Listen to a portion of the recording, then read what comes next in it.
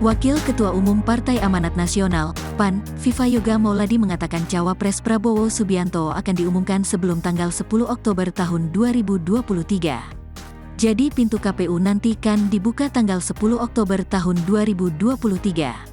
Sebelum pintu KPU dibuka, Koalisi Indonesia Maju, KIM, sudah mengumumkan pasangan calon Pak Prabowo, kata Viva di kantor DPP PAN, Jakarta Selatan, Selasa, tanggal 12 September tahun 2023.